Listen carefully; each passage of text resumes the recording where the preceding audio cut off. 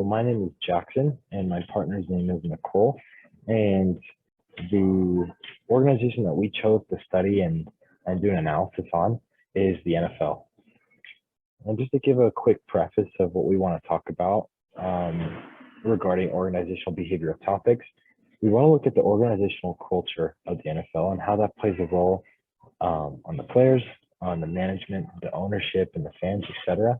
And we also want to take a look at the political influence that we've recently seen and how it impacts the way that NFL teams are run and how the commissioner operates and runs the entire organization. And we kind of want to look at different conflict resolves and how different teams manage conflict.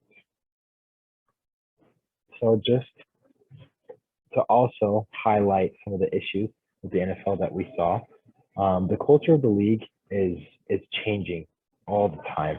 Right? The league has been around over 100 years, and if we look back in time in history, we can see that society has constantly changed over the past 100 years. It's really cool. I don't think there's an organization like the NFL, but we have the NFL as an organization and 32 subcultures or different organizations or teams within the league that go through constant ownership changes, management changes, head coach changes, and not to mention the players. Players are constantly switching teams, retiring, getting laid off, and things like that. And with all these changes that cycle through, they bring on a new set of challenges for each organization in itself, and it adds to the whole culture of the NFL and pushes the momentum and kind of forces a trajectory of where it's going. And like I mentioned before, politics are constantly a hot button around the world. And since the NFL is becoming a much more global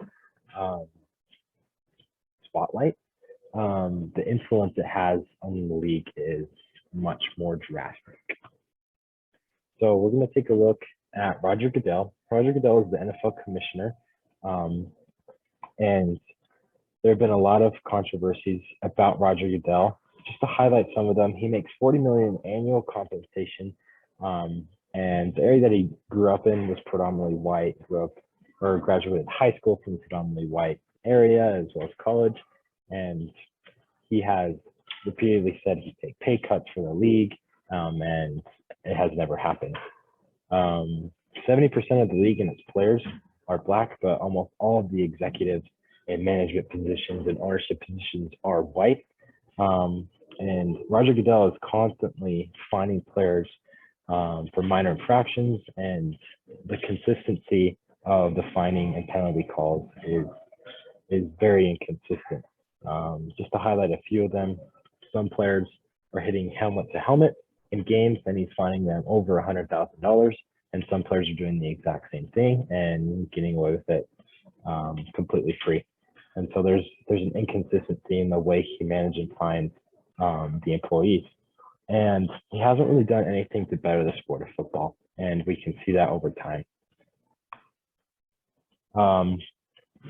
When regarding the topics for mismanagement of Roger Goodell, we can look at some of the things that he's doing poorly and how we can change them and how he can better the league. So this is a cool quote. Power tends to corrupt, and absolute power corrupts absolutely. And I love that because we can see a level of autocracy from Roger Goodell, right? He's using his power to his advantage and not managing properly.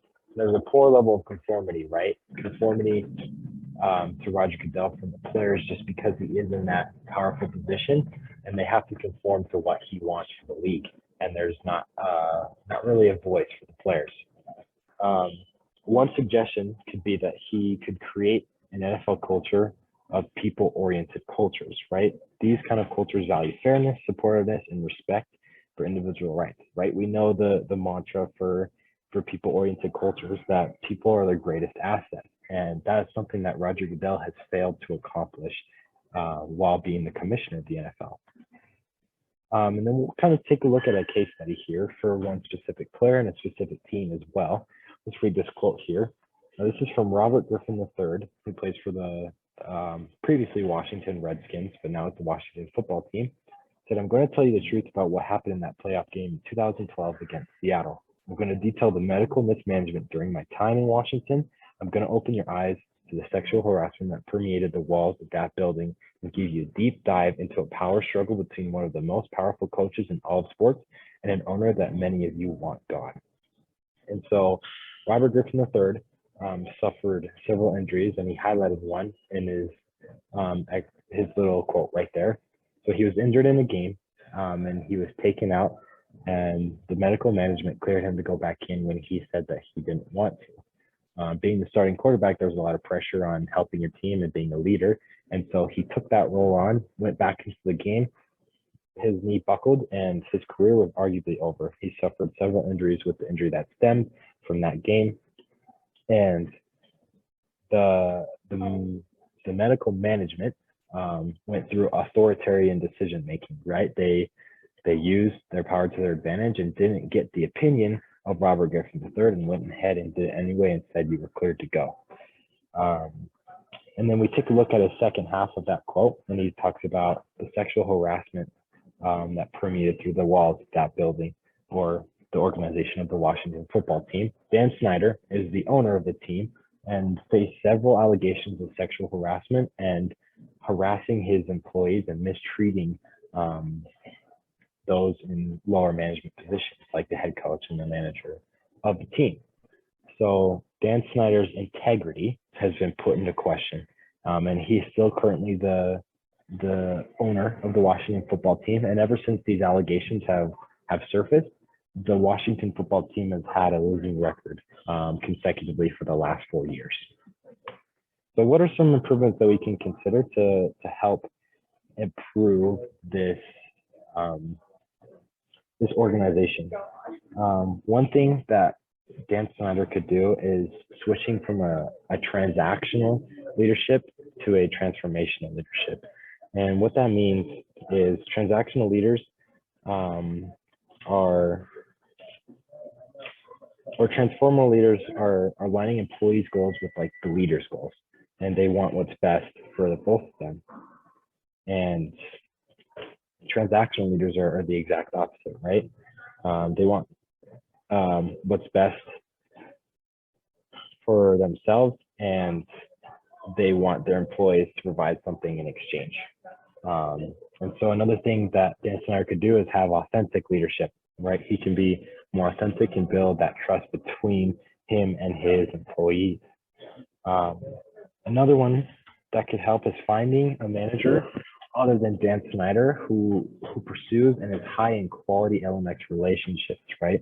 These high quality LMX relationships base their relationships upon trust, where the members are the manager is interdependent with his employees. And these high quality LMX relationships are built upon respect too. And both are willing to go above and beyond their job to support one another. So I had the amazing opportunity of interviewing Todd Heap.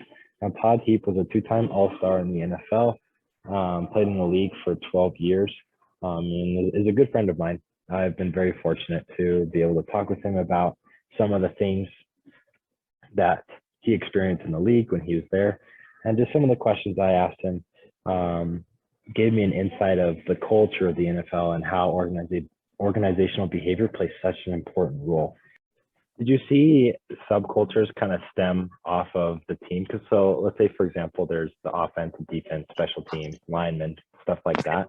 I guess, were there different cliques that formed in teams, or what was kind of like the subculture like for the team? There's definitely a subculture of offense to defense, and it's heavily apparent, at least for me in my experience. It was heavily apparent in Baltimore.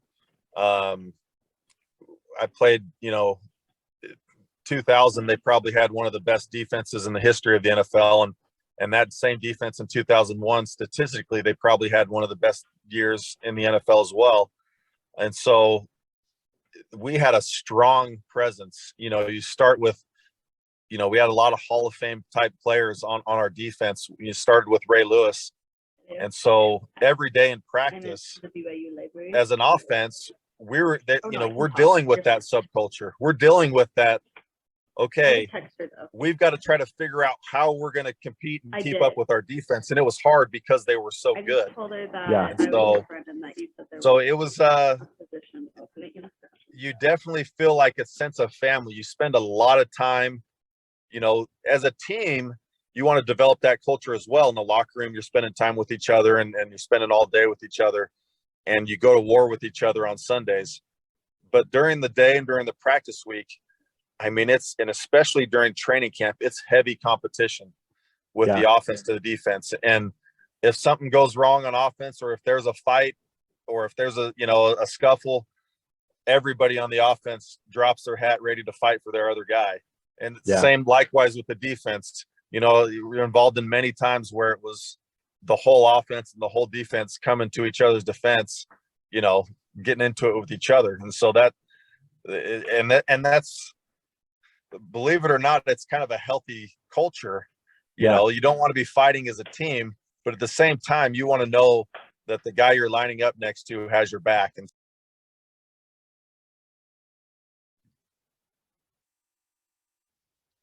Hi guys, so I'm talking about politics and how it's kind of affected the NFL culture.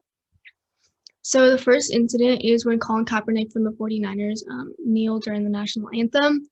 He did this because he was trying to draw attention and bring awareness to the racism issues and police brutality. He was then cut from the team by management and the coach because he was standing up for what he believed in, his values, and what he felt was right. Other NFL players began to see things from his point of view and kind of follow in his footsteps. So I've tied this in to a topic from class, which was informal leadership. As we can see from the definition here, the informal leadership is the influence of others through personal forms of power, but not actually like authority or organization. I feel like this kind of described Colin Kaepernick in the situation because it wasn't because of like the NFL that he did this. It was more of his personal aspect on the issues, and then influence others because he started to influence the other NFL players, seeing things from his point of view. So the second problem was NFL vaccination requirement. So the NFL is now requiring all players to be vaccinated, and if they don't, they can face consequences, be fined, or they have to forfeit from games and are unable to play. So many players are unhappy, and even a few have spoken out on the issue. A few of those players being Jalen Ramsey from the LA Rams and Cam Newton from the Carolina Panthers. I've tied this to a class topic by active resistance, which is a negative reaction proposed to a change attempt. I've tied this into it because players are reacting negatively by speaking out on this issue, and they're reacting to the fact that all players have to be vaccinated in order to play for the NFL. So my ideas for change is that, as we know, success within an organization is kind of relied on by the people, meaning that the people are what's going to make the organization successful. So people should be able to make their own decisions. So what I put for change is that the NFL organization, both of those issues kind of tie into the same thing, and they can improve this by allowing players to stand up for what they feel is right and leave the career out of it, and then also allow players to decide if they want to get the vaccine and not punish them for it when it should be a personal choice. And these are the references that I've used throughout the information.